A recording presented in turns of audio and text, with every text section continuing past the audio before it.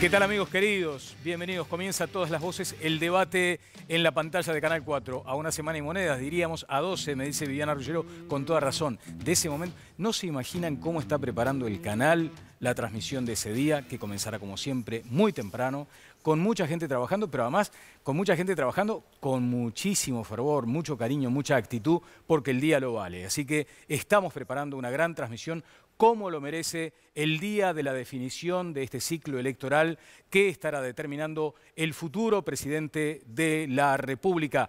Hay debate de eso, vamos a estar hablando. ¿Cuánto mueve o no la aguja el debate del miércoles, el debate de mañana? También lo veremos aquí. Pero también ha permeado la situación internacional, la situación regional a esta campaña, a este momento de la campaña aquí en nuestro país. Como muestra, basta esto que les vamos a presentar a continuación.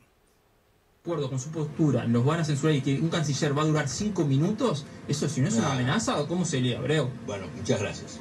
Les agradezco enormemente. Igual estábamos por ponerle punto final a la entrevista. Gracias al ex canciller Sergio Abreu. Además, anda a cagar a Abreu, por favor, ex canciller de la República. Oiga, usted yo no dije ninguna palabra que usted va a repetir.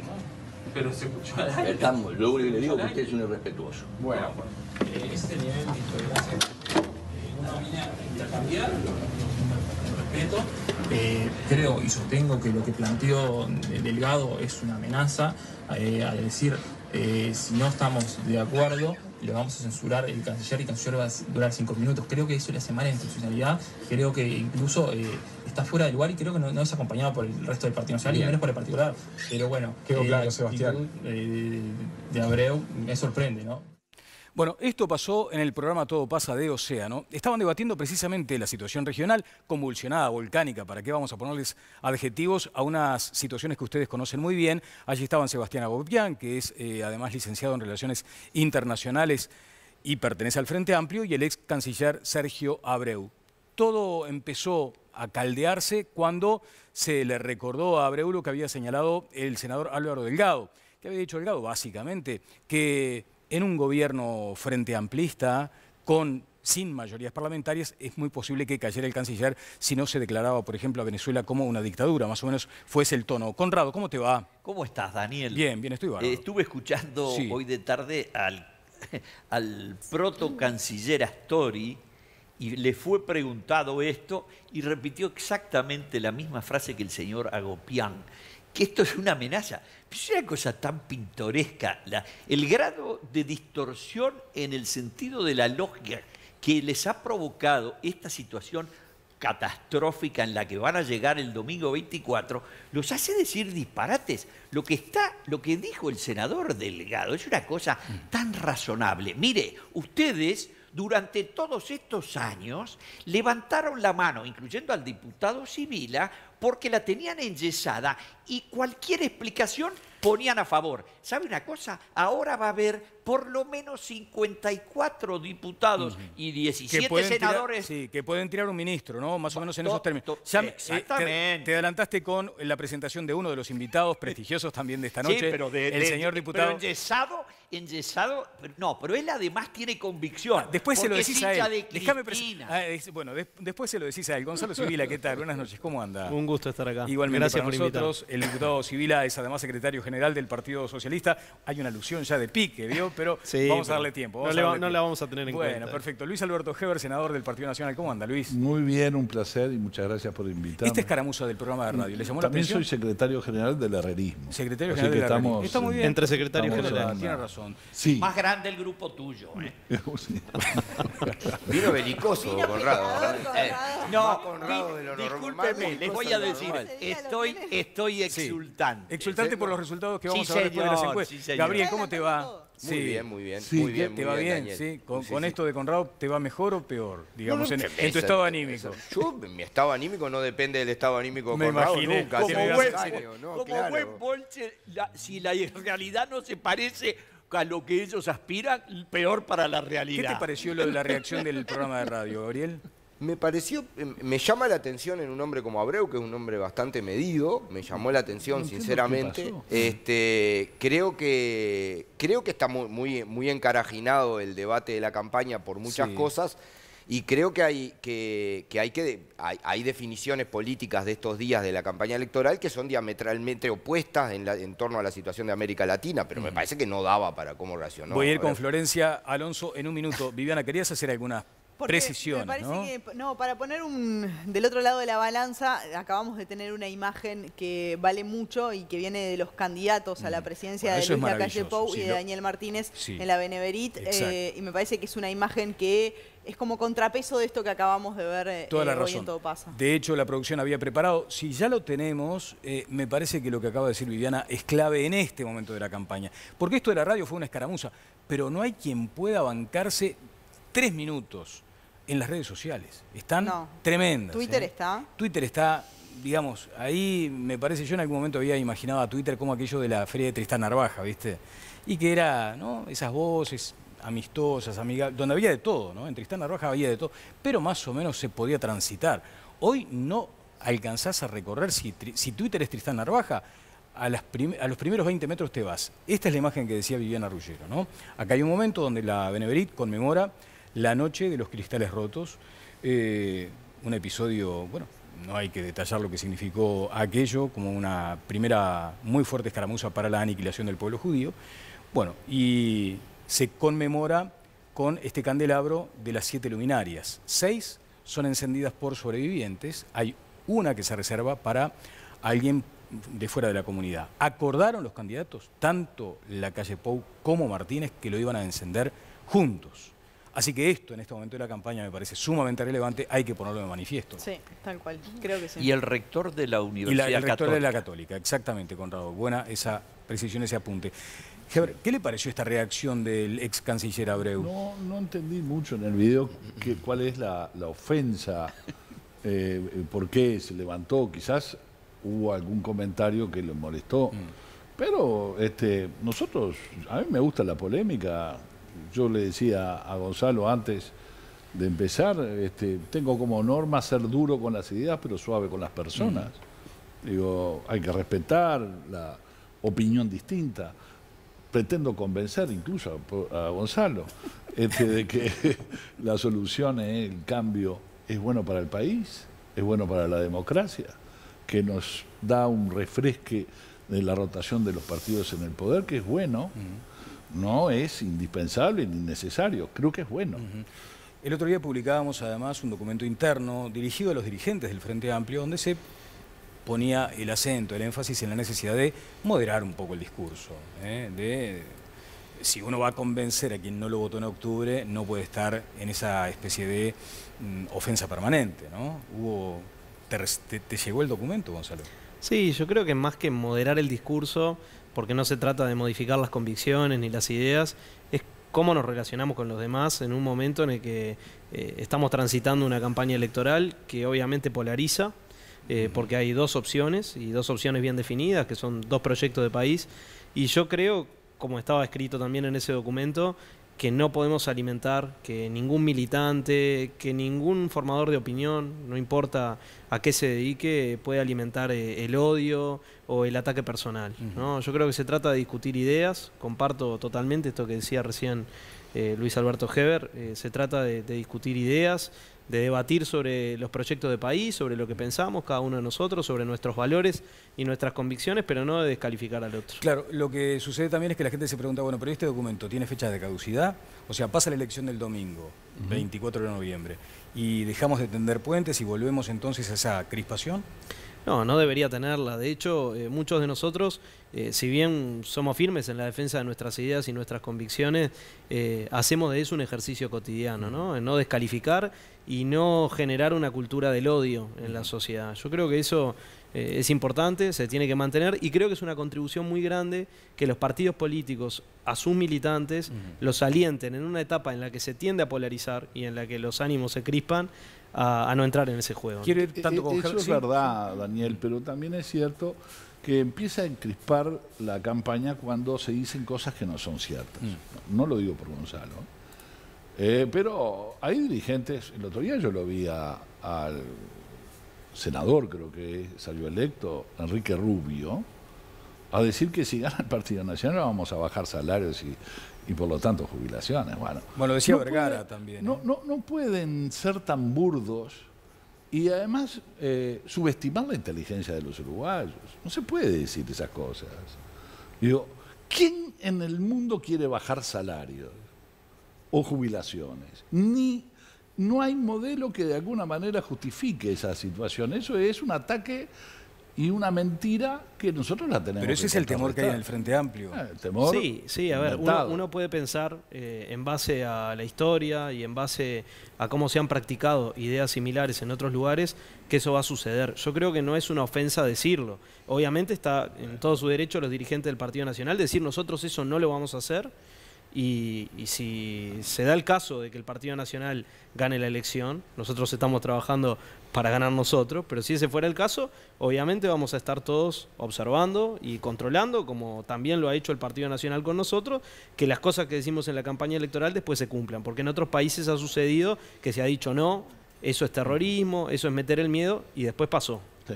Daniel, nosotros en la experiencia, y acá lo tengo a Connie que se acuerda más las cifras que yo, mucho más detalladamente,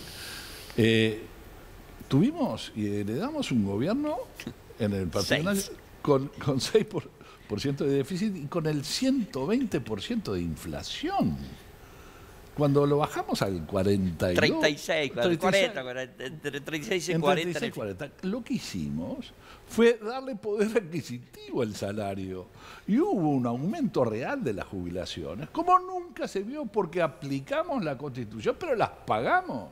Y bajó la pobreza a 20 puntos. La pobreza, entonces, ¿cómo se va a decir que el Partido Nacional, si algo que le preocupa, es justamente que no pierda el poder adquisitivo los salarios y que no pierdan poder adquisitivo las jubilaciones? Es una infamia porque los antecedentes nos dan la razón a nosotros. También es cierto, Luis Alberto, que integraron gobiernos de coalición en los que el salario cayó drásticamente. Pero por ejemplo... por la crisis argentina, podemos buscar explicaciones, pero pasó.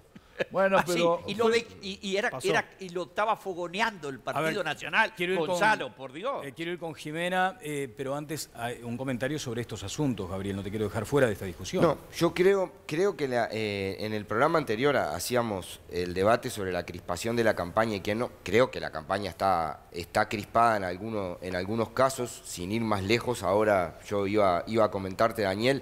Este fin de semana tuvimos la 4ª agresión a un local en 15 días. Nos destrozaron el local del Partido Comunista de Canelones, lo destrozaron. Horrible. Entraron al local, lo rompieron todos los vidrios, rompieron la puerta, pintaron todas las paredes. ¿En dónde, perdón? En la ciudad de Canelones. Antes había pasado en la ciudad de Las Piedras. ¿Denunciaron eso? Sí, obvio, ¿no? Sí. Está denunciado. También en el Popular tiraron una bomba de alquitrán y una molotov. Lo condenamos. Sí, lo claro. Condenamos yo por eso digo, con énfasis. Hay crispaciones de todos lados y cosas muy, muy concretas en ese plano. Yo lo que digo es que hay que debatir ideas y hay planteos que se pueden hacer sin que sean ofensas.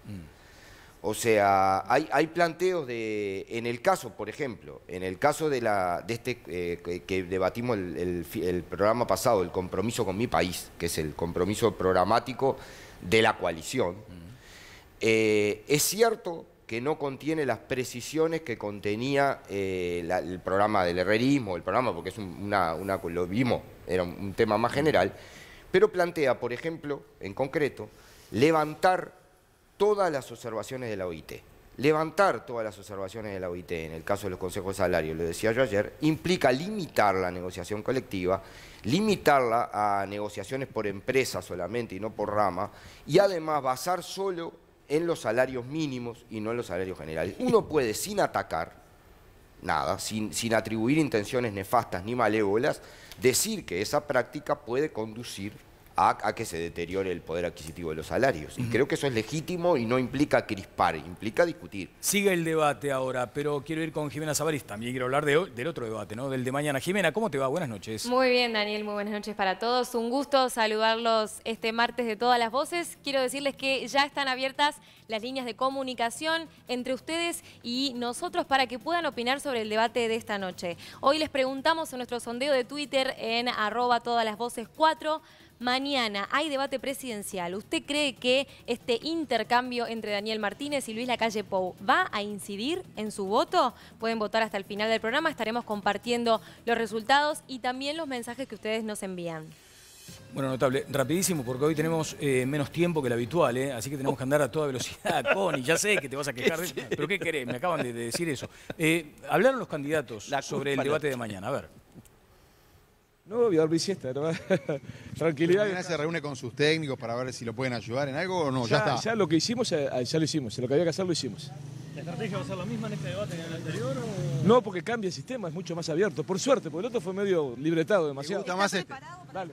¿Cómo viene la calle Pou? Mañana vemos. Mañana hablamos. Mañana hablamos. Normal. ¿Es mejor este formato que el anterior? Sí, calculo que sí. Mate, preparar y tranquilo. Bueno, y ahora resulta que es mejor, claro que era mejor este formato que el anterior. Y miren que Canal 4 lo dijo en su momento, cuando organizó los debates, aquellos, por ejemplo, en los que participaron Ernesto Talvi, Oscar Andrade, cuando participó Carolina Cose y Jorge Larrañaga, dijimos, vamos a sacarnos un poco el corset ese del libreto. Bueno, ahora lo reconocen y parece que mañana va a haber un debate más similar a lo que pretendíamos. ¿Y va a mover la aguja, Florencia? Bueno, en realidad muchas veces tendemos a pensar que los debates pueden influir una enormidad, ¿no? Es como que estamos todos pendientes de cada detalle, de lo que dijo, de qué hizo el candidato, pero la realidad es que, bueno, no necesariamente siempre es así.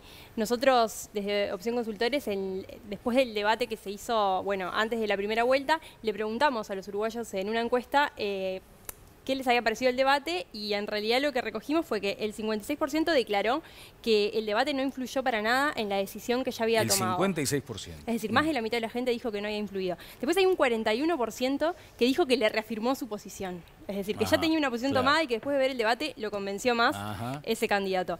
Después hay un 2% que dice que ver el debate le generó algún tipo de duda sobre una decisión que ya venía pensando, mientras que un 1% nomás declaró que el debate de forma directa lo había hecho cambiar de opinión. Esto no significa que tampoco tengamos que subestimarlo, ¿verdad? Sí. Porque estamos hablando de la influencia directa en este caso. Claro. También nosotros comentábamos con Rafael y otros colegas que el hecho de que el 41% se reafirme también es un dato importante, porque después esas personas probablemente en el ámbito privado tiendan a intentar convencer o persuadir con más argumentos también a sus círculos cercanos.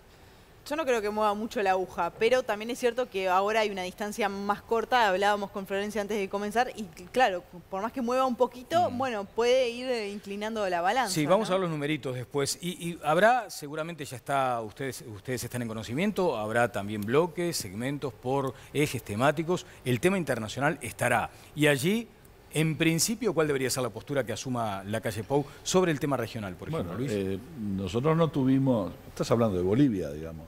De Bolivia, estoy hablando, por ejemplo, de lo que dice Bolsonaro respecto a la política interna nuestra, al resultado electoral en Argentina, a lo que sucedió en Ecuador previamente, a lo que pasó en Perú. Pero son escenarios distintos. Cuando Bolsonaro dijo que establecía una preferencia por Luis Lacalle Pou, el primero que contestó fue Luis Lacalle Pou. Dijo, no, injerencias acá y opiniones de afuera, no. No vi la misma reacción Lula le pidió a Dios. Cuando dijo Lula que le pedía a Dios, que es ateo además, que le pedía a Dios, no sé si lo va a escuchar mucho porque es ateo, pero que le pedía a Dios que ganara Martínez. Y no vi una reacción tan visceral de que los de afuera no se tienen que meter. En la política uruguaya nosotros no nos metimos. El error que cometió el gobierno y Ninoa fue hablar sobre Bolsonaro en medio de la campaña electoral, estableciendo preferencias. Ojalá que se equivoquen las encuestas. Que terminó por generar una enemistad que no nos debemos, que eso le cuesta al Uruguay mucha plata, que no tengamos un diálogo fluido con el presidente del Brasil, que ganó con el 55% del voto. ¿Tú te das cuenta que esa situación le ha generado al Uruguay, a la economía uruguaya, costos de un comentario totalmente inaceptable por parte del canciller, dando opinión sobre la política interna de Brasil, que de alguna manera Bolsonaro podrá decir, pero ¿por qué yo no puedo opinar del Uruguay si ni su canciller opinó sobre la política interna mía? A ver, yo creo que en realidad el escenario regional es una cosa muy grande como para englobarlo en 2 o 3 frases. Yo pienso que está bien que haya pronunciamientos sobre algunas cosas que son sensibles, que son importantes, que afectan a pueblos hermanos, pero que además tienen que ver con la dignidad de la vida de la gente, ¿no? Una cosa es la relación entre estados y obviamente que el gobierno del Frente Amplio, como lo ha hecho, va a tener relación con cualquier gobierno con el que tenga realmente relaciones diplomáticas.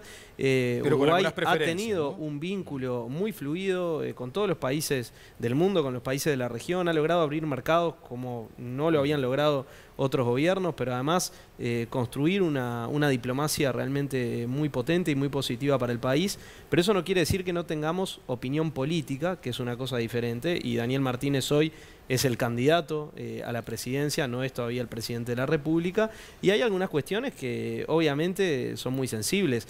Claramente no es lo mismo lo que diga Bolsonaro que lo que diga Lula, por una razón evidente. Bolsonaro es una persona que está todo el tiempo promoviendo el odio, generando un discurso contra las mujeres, contra las minorías sexuales, contra los pobres. Ese discurso es un discurso que desde nuestro punto de vista atenta contra principios básicos que hacen a la dignidad de la persona humana. Entonces, una declaración marcando una preferencia por un candidato dentro de nuestra frontera, a nosotros nos preocupa y nos preocupa mucho. Y por otra parte creo que Lula no es ateo. Bueno, pero a mí me preocupa, así que capaz que lo escucha. Quizás se volvió la cárcel. Católico, porque la verdad que hace años que está en la cárcel por corrupto, por tener acusaciones, varias acusaciones de corrupción. La peor corrupción que hay en América Latina la estableció el presidente Lula y el PT brasilero. Y eso no es injerencias en los asuntos, es lo que pasó, están presos. Como fueron presos muchos de los principales dirigentes y ministros y presidentas que no fueron por los fueros en Argentina. Ha sido un escándalo la corrupción que ha habido en América Latina y fue encabezada por gobiernos de izquierda. Eso no se puede negar. Ahora, de ahí a opinar sobre qué es lo que tiene que hacer el pueblo brasilero, es un tema totalmente distinto. Luis Alberto, nosotros la corrupción la condenamos en cualquier caso. Ahora, no lo vi con Lula. Ahora, decir que Lula es corrupto porque estaba preso equivale a decir que ahora no es corrupto porque está libre. No. La verdad es que ese no es un elemento concluyente para afirmar que hubo corrupción. Se hizo un apartamento, ¿no? Yo creo, primero, Lula es católico practicante de toda su vida, la formación, pero eso es aparte, la formación del PT tiene en las comunidades católicas de base un puede tener éxito en la invocación, digamos. No, digo, por eso habla de Dios y ha hablado de Dios bastante. No, seguramente no es el mismo Dios que el de Bolsonaro porque no lo cita para lo mismo, en claridad. Segundo, creo que el caso de Lula es una de las prisiones más infames de la historia de América Latina, en un caso amañado y montado por un miserable como Moro que terminó de hacerle el mandado a Bolsonaro y a la oligarquía brasileña como ministro y que investigaciones periodísticas han probado que amañó todo con el fiscal en un apartamento que tanto no era de Lula que lo vendieron mientras Lula estaba preso, ¿no? Porque tanto no era de él que ya está vendido a otra persona porque nunca fue de él. Y es más, cuando los compañeros del PT lo quisieron ocupar, le dijeron que no podían porque era propietario de otra persona. Hasta ese nivel. Entonces, yo lo que digo es que hay gobiernos corruptos en América Latina hoy, muchos, ¿no? Si queremos hablar, mucha historia. Del propio Collor de Mello en Brasil, el propio, Fujimori en Perú, México, para poner las cosas como están. Yo lo que creo, yo no responsabilizo a la calle del pronunciamiento de Bolsonaro. Y la verdad tampoco creo que vaya a tener una gran incidencia electoral en Uruguay. ¿Me permitís una interrupción? Sí, claro, Luis Alberto. La diferencia es que tú mencionaste otros casos de corrupción que fueron de corrupción y yo los condeno igual. Condeno a Fujimori, condeno a Fernando Collor de Mello y condeno a Lula. El tema es que no me pongo la camiseta partidaria. Entonces, ¿es corrupto? ¿Es mío o no es corrupto? No, hubieron hechos de corrupción en todos esos presidentes que tú decís y los condenamos, los repudiamos, no los defendemos. Y esa es la diferencia que tenemos.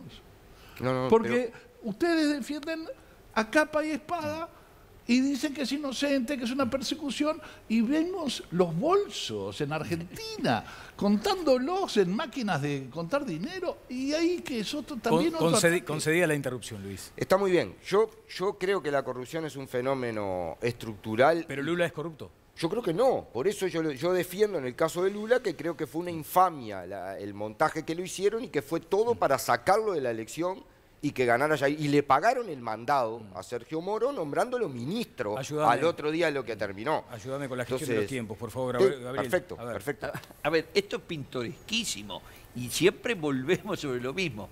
El presidente el Partido de los Trabajadores, con el pequeño episodio de corrupción llamado el Mensalão, tuvo las 3/4 partes del gabinete, incluyendo presidente y tesorero del PT en cana desde cuando se terminó de descubrir una cosa que el propio Lula le contó a Pepe Mujica y que Pepe Mujica se lo contó a Alfredo García en Pepe Coloquios.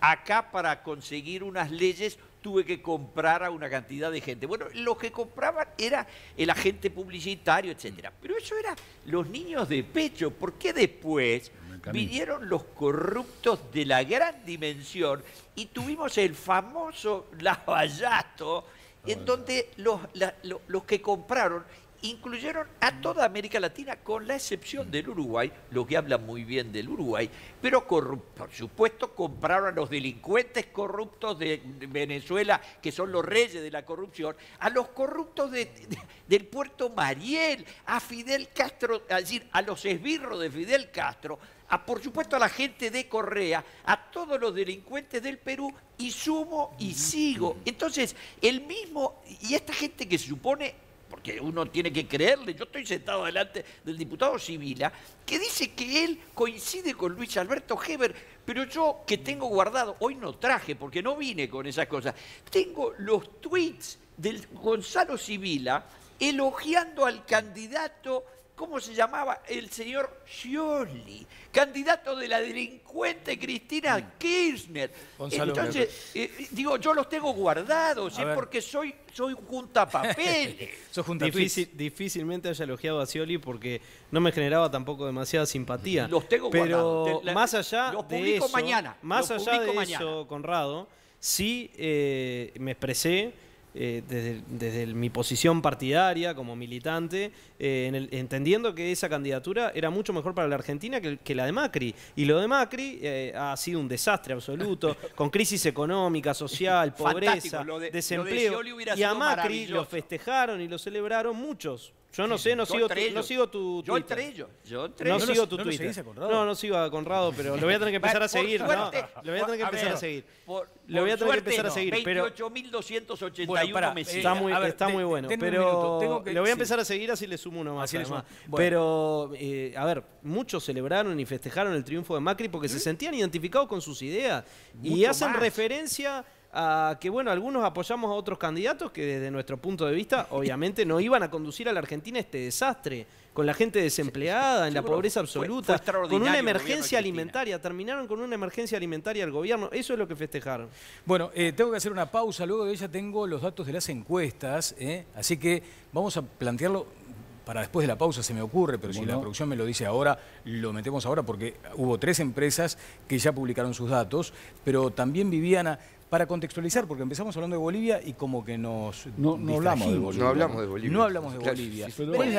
Sobre Brasil, porque se entrevera un poco la cosa, me gustaría decir que Lula tiene 10 causas judiciales.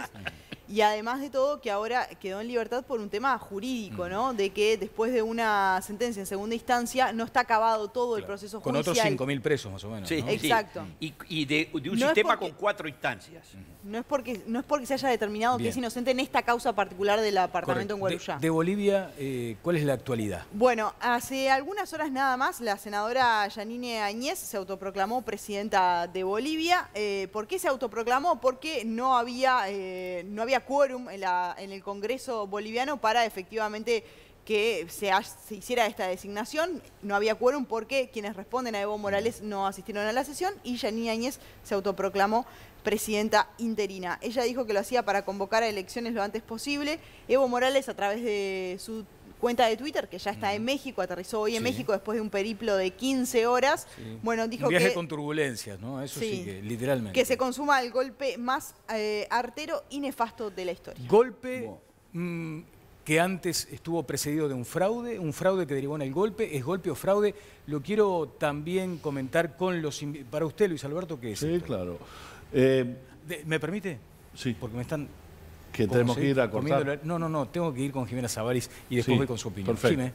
Sí, Dani, tengo varias recomendaciones para hacerles. Primero te quiero contar que Punta Tracking es líder en el rastreo satelital de vehículos de todo tipo. Autos, motos, camiones, camionetas, maquinaria agrícola, taxis, ambulancias e inclusive bicicleta. Con Punta Tracking, el mismo cliente rastrea y sigue a sus vehículos desde su computadora o su teléfono celular. Punta Tracking, monitoreo satelital de vehículos, control en tiempo real desde su celular o PC. Punta Tracking, homologado por el Ministerio de Transporte y Obras Públicas. Punta Tracking, 0800 8284. Y ya estamos en noviembre y todos estamos de acuerdo que antes que termine el año hay que hacerse un control de nuestra salud bucal. Hoy quiero destacar la excelente atención y el servicio súper completo de la clínica odontológica Miodent Montevideo. Son unos genios en ortodoncia. También hacen limpiezas, cirugías, prótesis y estética. Ahora tienen un equipo más grande, profesional y una clínica súper completa. Encontralos en Chaná 2384, esquina Boulevard Artigas, y por llamada o WhatsApp al 092-271-227. Andá, porque la primera consulta es gratuita y te hacen un diagnóstico completo. Deja tu salud bucal en manos de profesionales. Tengo que ir a la pausa. ¿Fue golpe o no fue golpe lo de Bolivia? Hay dos calificados invitados esta noche que van a responder sobre eso. Gonzalo Sibila, Luis Alberto Heber. El tema internacional, ¿es de consideración de la gente? Me lo respondés brevemente, por favor. Bien, en realidad, a priori no es un tema que influya demasiado entre las preocupaciones de los uruguayos, pero sí es cierto que este año fue particularmente convulsionado en la región. Estuvimos hablando durante la campaña electoral de varios países latinoamericanos, no solo Venezuela, que es el que uno hubiera esperado al comienzo del año, que era el que estaba más sobre la mesa. También ahora está lo de Bolivia, hace algunas semanas Ecuador, Brasil, Argentina, es decir, ha sido Chile, por supuesto, perdón, ha sido sumamente convulsionada la región y evidentemente es algo que enrarece el clima electoral y de campaña, como hemos visto, y en realidad introduce algunas discusiones entre los partidos políticos y también los ciudadanos que son más de índole de los valores, ¿no? En lo que tiene que ver con valores como, bueno, la democracia, la igualdad, la libertad, y bueno, y si bien no sabemos todavía cómo puede llegar a influir, si va a decantar a favor de alguno de los candidatos en el balotaje, es cierto que está marcando la campaña. Bueno, muy bien, tengo que hacer la pausa. Luego de ella seguimos adelante. A propósito de Florencia, tenemos los números de Opción y de otras empresas encuestadoras. Luego de la pausa, aquí en Todas las Voces.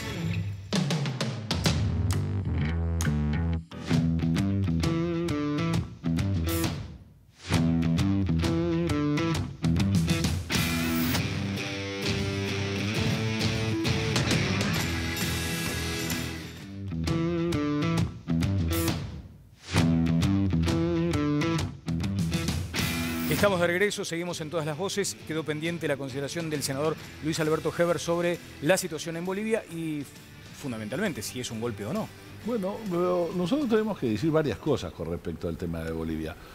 Primero, todo el tema de la reelección constitucional, hubieron errores muy graves que generaron un clima muy hostil que derivó en esta situación.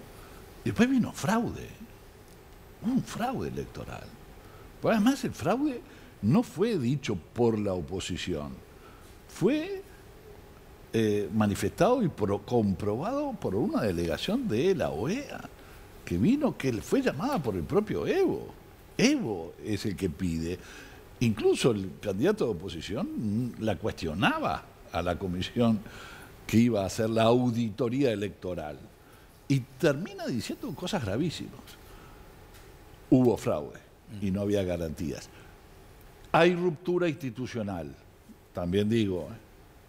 O sea, Vamos a decir toda la verdad. Ruptura internacional sinónimo de golpe. Institucional. Sí, porque acá se dice, bueno, no hubo golpe porque el presidente renunció. Bueno, yo no tengo toda la información como para ser tan categórico, pero hay ruptura institucional. O sea, hay culpa de los dos, a mi juicio mucho más todo el proceso anterior de Evo, el tema de la insistencia de la reelección, el no respetar la Constitución boliviana, la interpretación muy... que fuera un derecho humano del presidente no presentarse cuando la Constitución no admitía, creo que era la 4ª reelección que se presentaba, ¿no? Y eso generó una situación de tensión, el cual no es ajeno. Ahora, coronó todo ese proceso el fraude. Y hubo una reacción, una explosión social. Claro. Ahora, hay ruptura institucional, y cuando digo que hay ruptura institucional es que yo hubiera preferido, naturalmente, de que no se fuera Evo y que se llamara a elecciones. Claro. Gonzalo, Sí, ¿golpe o renuncia?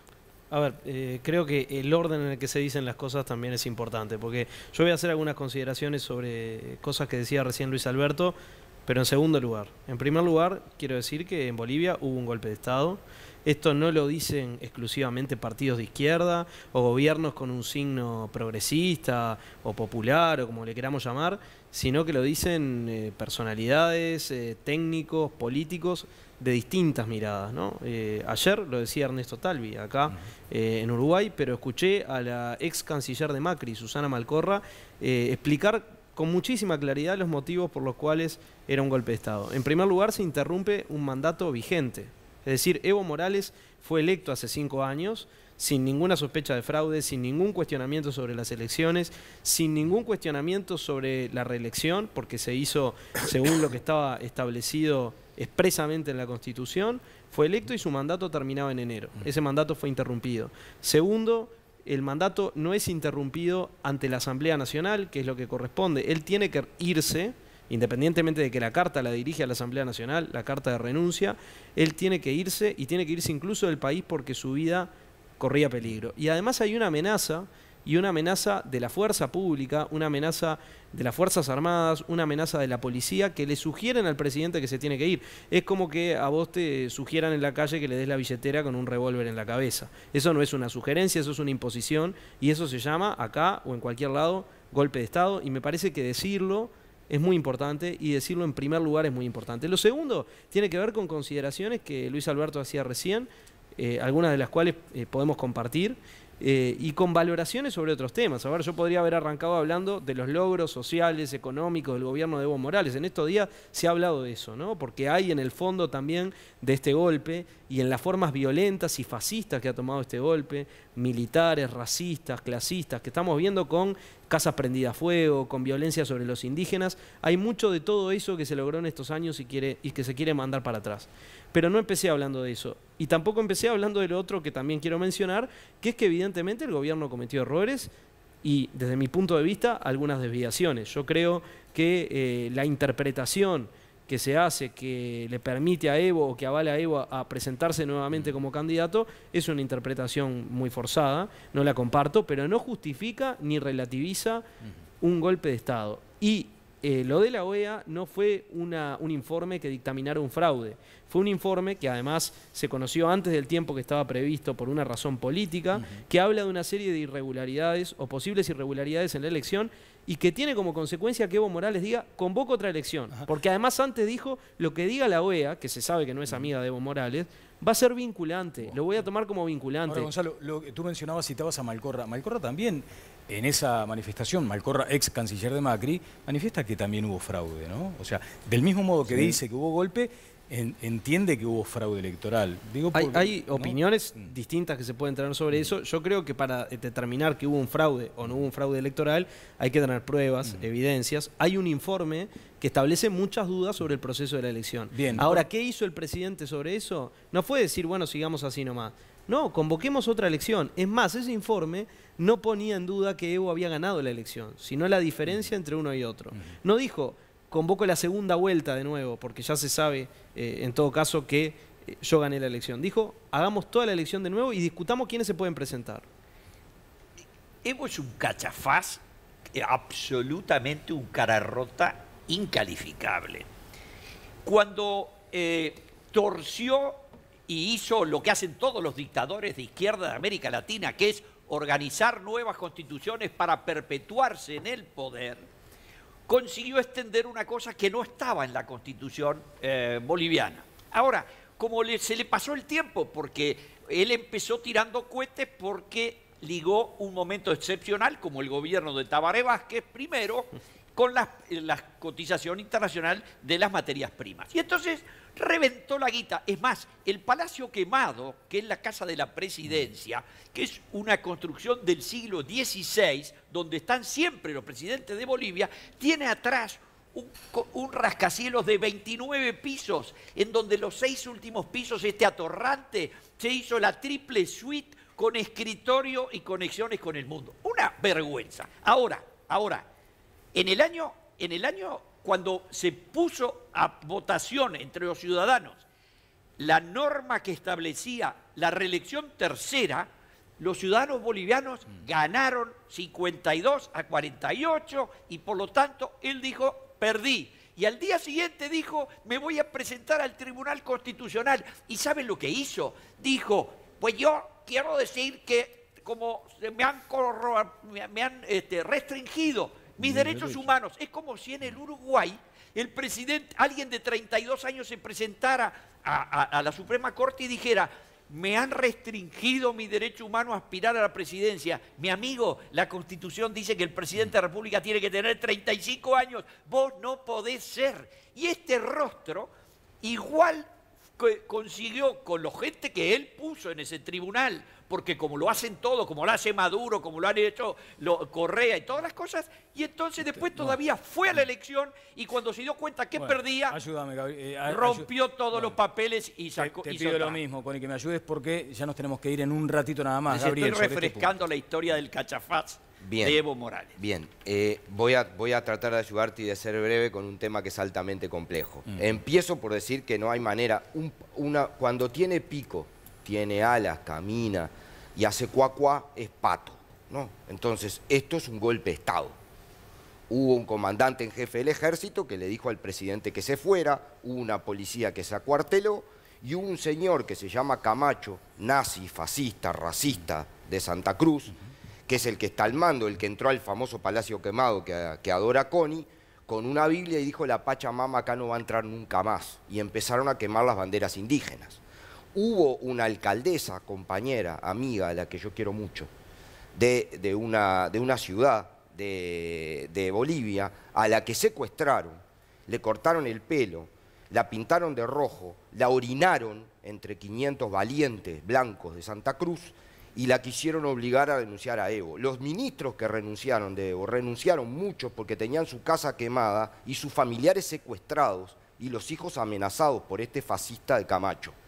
Entonces, eso es lo que pasó. Camacho y Santa Cruz, que desde el año 2008, Evo fue electo en el 2006, intentaron darle golpe de Estado repetidamente a Evo Morales y en el 2008 le fracasó porque asesinaron a 13 indígenas en una plaza y eso se le paró, este mismo. Entonces, yo termino. Eso es lo que pasó. ¿Evo cometió errores? Yo estoy de acuerdo. ¿Cometió errores? Sí, cometió errores. Ningún error de los que cometió Evo justifica la barbaridad que ahora están haciendo, que ahora están matando gente en la calle en Bolivia, porque las protestas otras las alentaron y ahora que bajó la gente del Alto, la más pobre, la que se benefició tremendamente con este gobierno a defender su constitución y su bandera, la están masacrando. Jimena. Ya venimos con los datos de las encuestas, pero antes tengo otra recomendación para hacerles. Tengo una noticia para darles. Liberluna comienza con sus cursos de peluquería de verano. Las inscripciones ya están abiertas. Podés comunicarte y asesorarte al 2400-7570 o al WhatsApp al 098-422233. No te lo pierdas. Formate como estilista en el Instituto Liberluna. Tu cabello encontrará lo que siempre buscó, la perfecta fusión entre corte, color y diseño, para reafirmar tu estilo. Liberluna.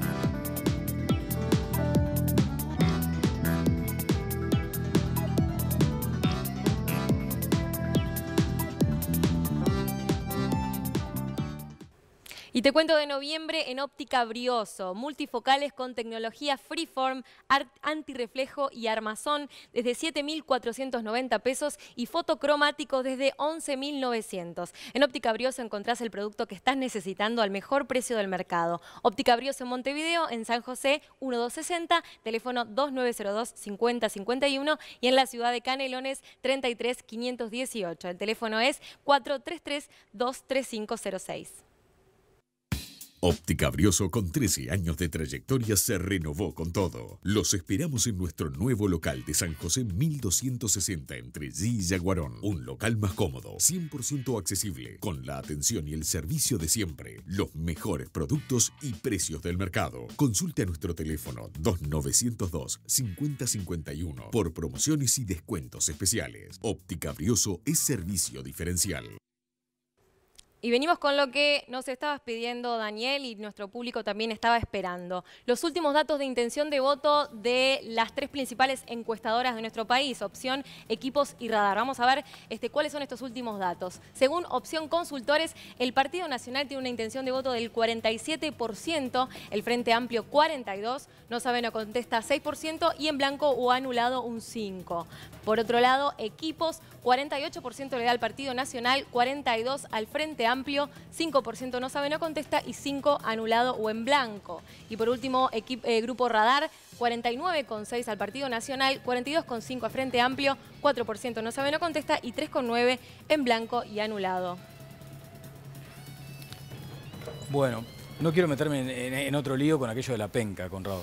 No, la semana que viene. Esto es la semana que viene. Esto es la semana que viene, tendremos que decir alguna ya está definido el asado para después del 24 del anterior. Ya está definido, igual vamos a compartir ventaja, me dijo Rafael Portekansky ayer en Telenoche, ventaja no concluyente, es así. Es así, por supuesto.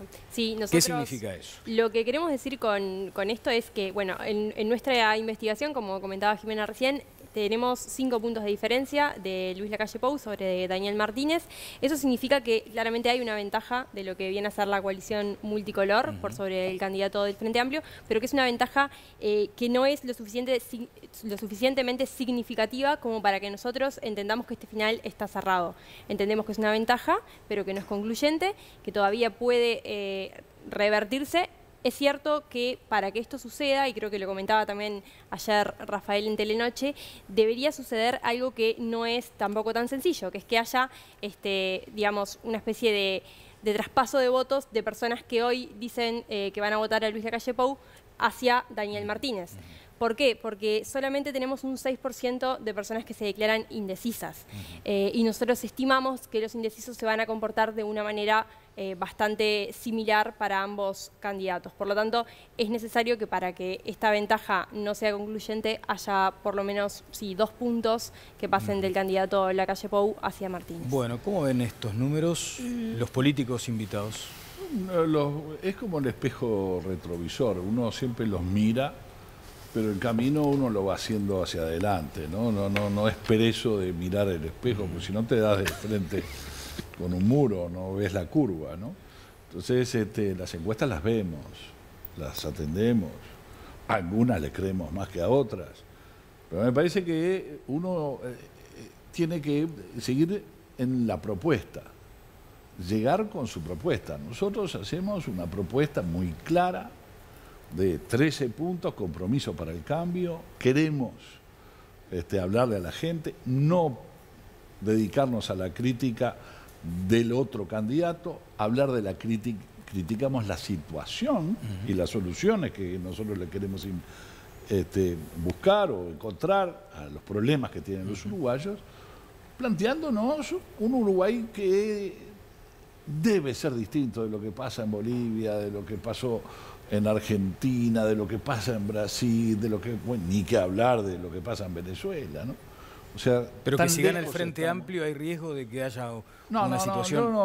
Por eso, como alude a eso, Daniel, le quiero preguntar con claridad. Porque veo que después se prestan la crítica que nosotros hacemos. ¿Sabe lo que se dijo también, Luis? Que si ganaba Lacalle Pou era eventualmente muy posible, lo dijo la vicepresidenta de la República, que hubiera manifestaciones duras, ¿no? Eso nos acerca a todo ese tipo ese tipo de comentarios, generar dudas.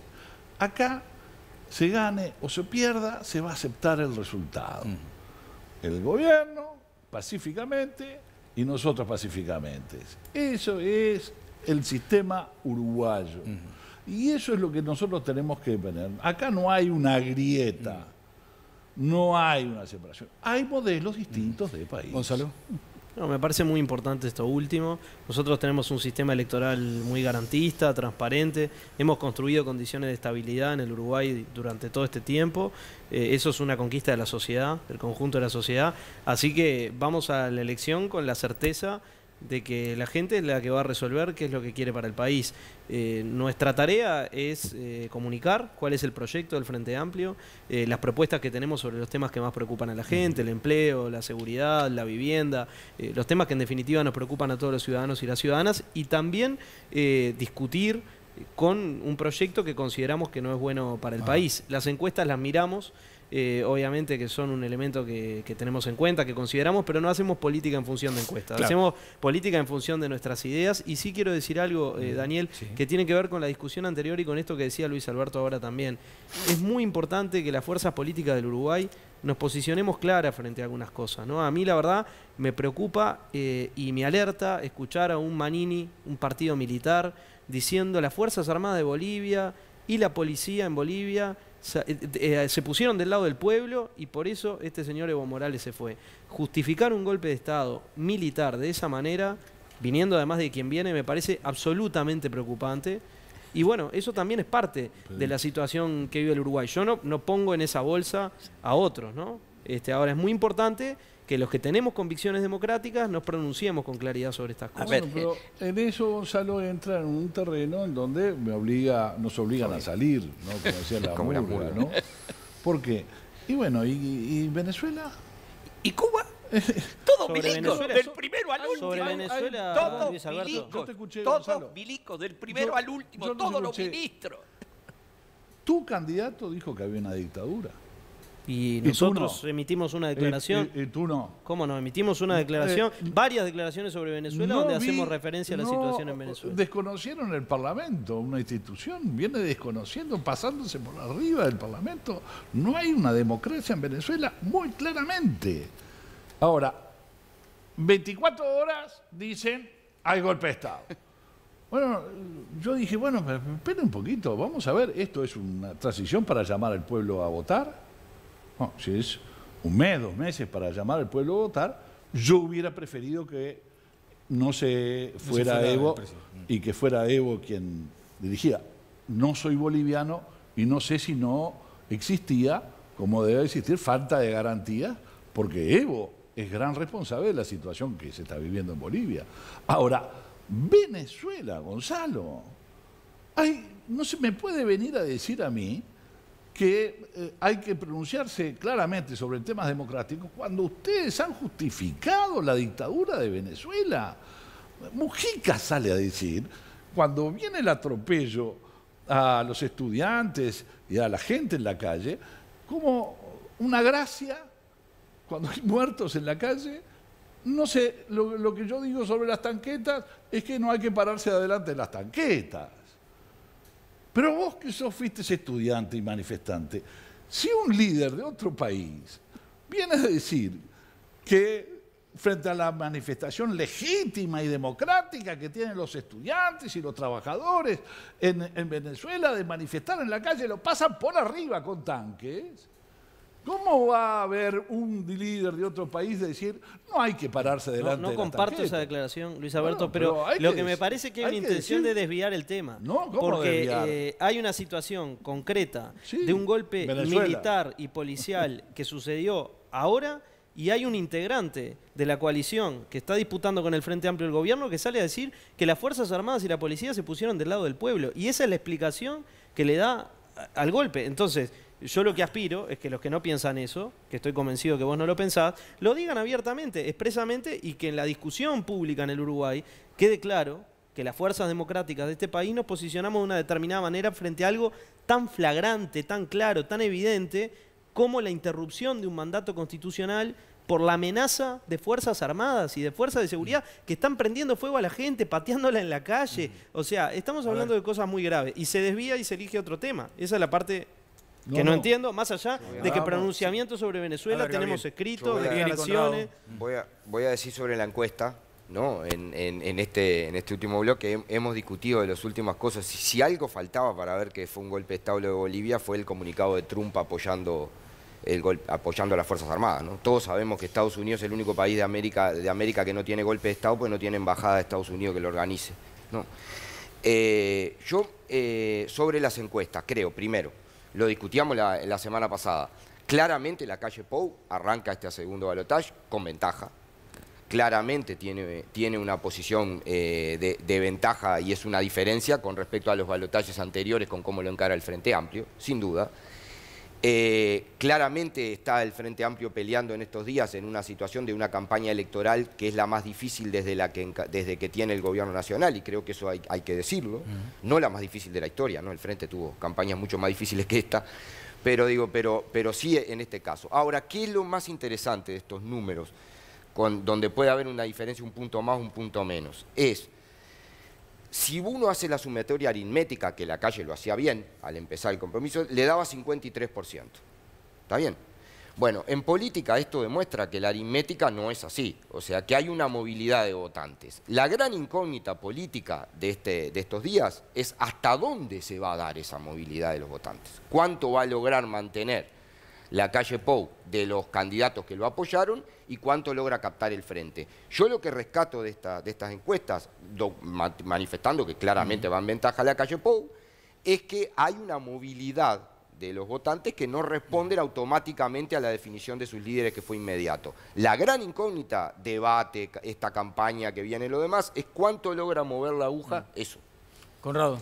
Yo quiero citar a Evo Morales Ayma, porque como está muy entusiasta en Twitter, ya está diciendo, revisé todos los tweets, él lo que dice es que acusa a Fernando Camacho y a Carlos de Mesa, y ahora ha incluido a la señora Añez. Dice, pero esto es de hace 5 minutos, esta autoproclamación atenta contra los artículos, fíjese la precisión y qué importante viniendo de un jurista como Evo Morales.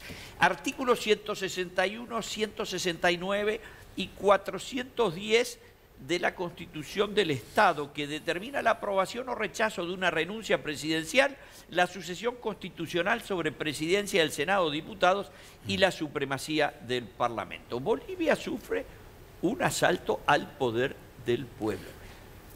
Algo de un general que dio un golpe de Estado. No hay un renglón. El propio... Revise más abajo. Lo dijo. No, revise más abajo. No lo dijo. Sí. Habla de la policía. No, y habla de los militares. Y habla de las Fuerzas Armadas. Habla de las Fuerzas Armadas. Mete en algún momento, le dice, no les compré aviones ni helicópteros. Pero aparte, ¿usted no la vio a las Fuerzas Armadas diciéndole, le sugerimos al presidente que se vaya? Lo vi, por supuesto, que sería el consejo que da cualquier padre cuando ve el despegue. O sea que las Fuerzas Armadas pueden aconsejar al presidente de forma pública que se tiene que ir. No le dijo, usted se va. Le dijo, yo tomaría la decisión. Es una cariñosa sugerencia. Y después, una cariñosa sugerencia. Y él dice... De las Fuerzas Armadas. Me preocupa mucho, la verdad. Él dice, Morales Ayma lo dice, he decidido renunciar para facilitar las cosas. Quiere decir que recibió el consejo de ese ignoto general. Quiero ir con Jimena Savaris antes de Viviana, breve, sí. Nos está quedando pendiente además el asunto del involucramiento del PIT-CNT. ¿Cómo hace un gobierno de la calle Pou, por ejemplo, para luego empezar a sentarse a una mesa con el PIT-CNT cuando el PIT-CNT ha tomado un partido por esta elección? Pero digo, no nos queda tiempo, ¿entiende, Luis? Pero nos fue muy bien en el PIT-CNT cuando nos recibieron. Eso no nos dijeron eso. Dijo Luis, breve, como periodista me preocupa que naturalicemos un golpe de Estado, sea donde sea. Tenemos que defender la democracia en Venezuela, en Bolivia, en Chile, acá, en una región que está realmente muy convulsionada y en problemas. Entonces me parece que los mensajes tienen que ser claros y tenemos que defender la democracia. Suscribo cada palabra. Vamos ahora con Jimena Savaris. Después, para distender un poco esto, y ya quedará para el otro programa esto del involucramiento de la central sindical y de los trabajadores, Andrés Reyes. Los empresarios también se involucraron, y festejaron también. ¿Sí? Sí, festejaron, pero dice, ¿cómo está eso ya? El resultado de la primera vuelta. Y además los documentos de las cámaras empresariales dicen las mismas cosas que dicen los documentos de algunos partidos políticos. Hay coincidencias. Qué suerte. No, le decía, vos conocés a Andrés Reyes, hizo una compulsa en su cuenta de Twitter con la que me gustaría cerrar, si me lo permite la producción, que lo vayan preparando antes de ir a Jimena. Andrés plantea en su cuenta, dice, ¿qué preferís? Si lo tengo, sería bárbaro, porque así la gente ya lo empieza a visualizar. Y si no lo tengo, voy con Jimena y lo preparamos. Jime, contigo. Y nuestra audiencia ha participado muy activamente a lo largo del programa con el hashtag OpinionTLV en Twitter y vamos a compartir algunos de sus mensajes.